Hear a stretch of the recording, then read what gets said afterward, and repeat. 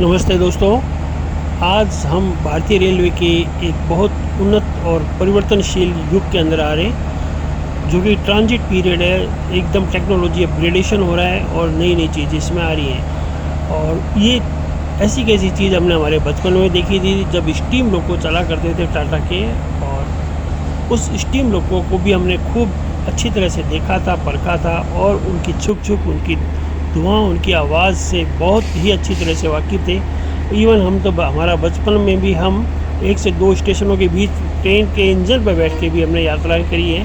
वो एकदम अलग अनुभव था, जिसके अंदर फायरमैन लगातार फायर ब्लास्ट को कोयला झोंकते थे, खलासी काम करते थे, और नॉन स्टॉप काम चलता था, बिना रुके बिना थके लगातार काम चलता था। इतनी गर्मी अंदर रहती थी कि वहाँ खड़ा होना भी बर्दाश्त के बाहर होता था। और लोग बाहर, जब राजस्थान में लू चलती थी 45-46 डिग्री पे, तो बाहर लटके रहते थे, ताकि लू उनको 46 डिग्री 45 डिग्री कंपेरेटिवली वो हवा लगती थी। अंदर इतनी गर्मी होती थी, भीषण गर्मी, और पसीना ऐसा निकलता था जिससे कि पानी पे पानी पीते और वो भाप बन जाता था। वो बहुत ही कठिन और बहुत ही कठिनाई वाला समय था। उसके बाद रेलवे ने ये सोचा कि डीजल इंजन को इस पर लाया जाए, क्योंकि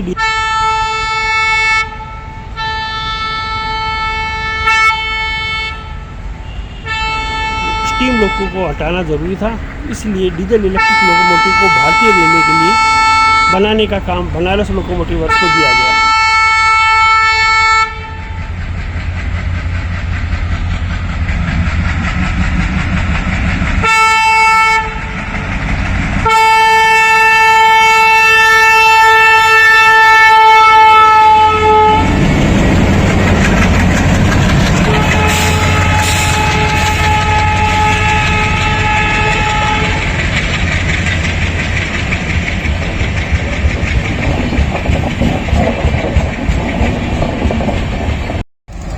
चौदह 887 ऋषिकेश बाड़मेर एक्सप्रेस एल्को के साथ टीकेडी 16493 एल्को का जमाना है।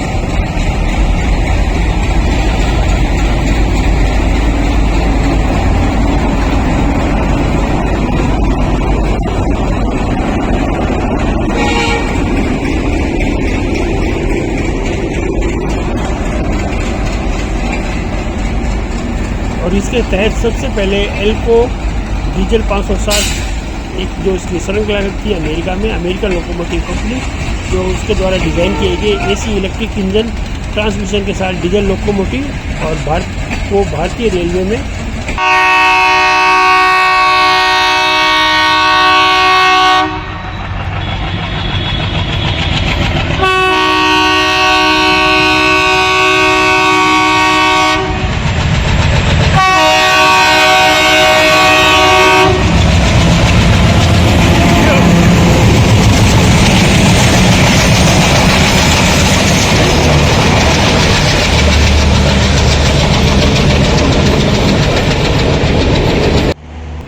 तो इसके लिए भारतीय रेलवे ने 1960 के दशक के शुरुआत में ही भारतीय रेलवे को अपनी स्टीम लोकोमोटिव बेड़े को बदलने के लिए एक विश्वसनीय डीजल वर्क हॉर्स की पावर की आवश्यकता थी। इस परीक्षण के लिए इन्होंने 2 एल्को के DL 560C और EMD के SD 24 को पर दोनों को चुना, और दोनों से 40-40 लोको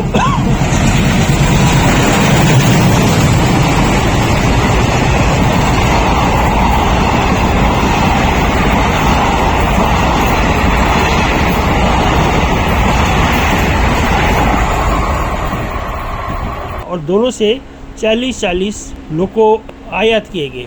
इन भारतीय रेलवे आयात के आधार पर इन देश में इन इंजनों के उत्पादन के लिए उत्सुक था, परंतु लगातार विदेशी मुद्रा बहुत ज़्यादा वहाँ जाने के कारण भारत ही चाहता था कि हम इसका निर्माण भारत में ही करें और हमारे को इसका लाइसेंस भी मिल जाए। तो इसके लिए ट्रांसफ़र ऑफ टेक्नोलॉजी के लिए दोनों को ऑफ़र दिया गया, एल्को को और EMD को। तो एल्को इसी के लिए अपनी सहमति प्रदान कर दी, जबकि EMD ने ट्रांसफ़र ऑफ टेक्नोलॉजी के लिए सहमति नहीं दी।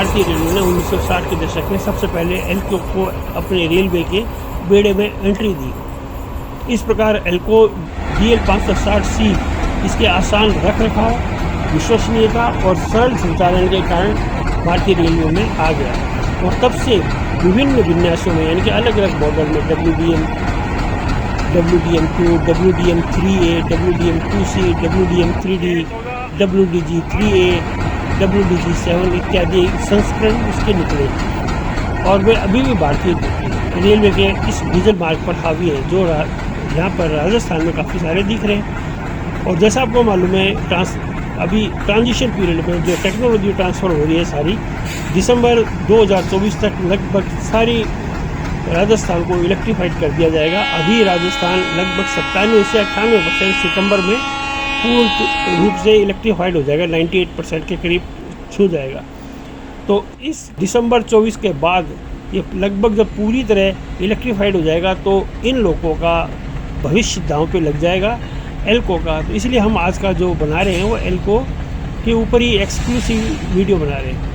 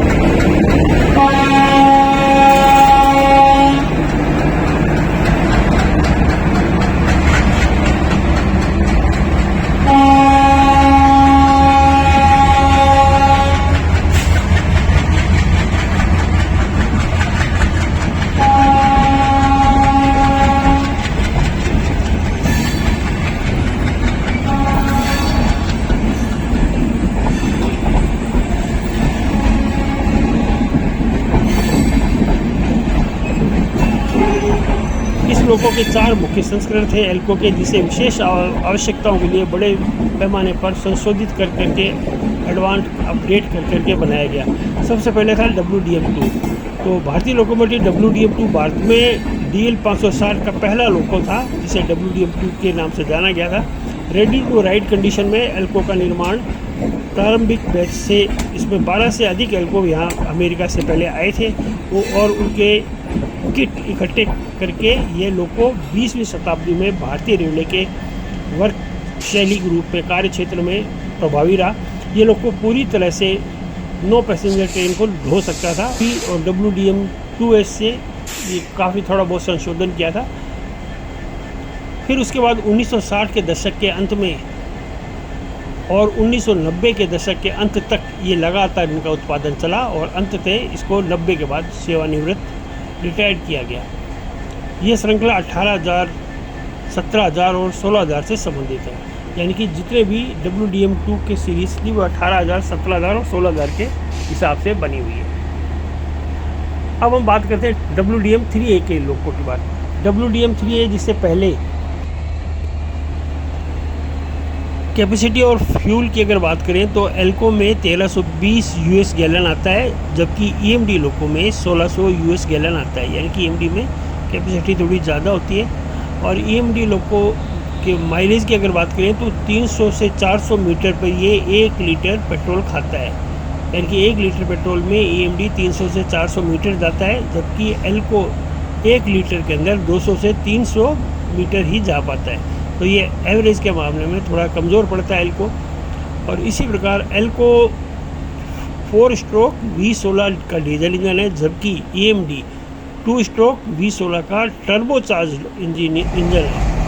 इसलिए EMD ज़्यादा टेक्निकली फिजिबल थे और एफिशिएंट भी थे भारतीय रेलवे को अपना पे लोड देने के लिए और अप टू 24 को इजीली खींचने के लिए। इसलिए बाद में EMD को भारत के अंदर एंट्री मिली और EMD वालों ने भी अपने ट्रांसफर ऑफ टेक्नोलॉजी के लिए अपनी सहमति प्रदान करी, तो एल्को के बाद EMD के लोको बनने शुरू हो गए। WDM3A जिसे पहले WDM2C के नाम से जाना जाता था, WDM2 की संस्करण में अधिक शक्तिशाली था। पहला लोको WDM3A 1994 में दिया गया था। यह लोको 2 WDM2S का काम करने में सक्षम था। उसके पास 120 किलोमीटर प्रति घंटा की टॉप गति थी और गियर अनुपात भी WDM2 के समान था।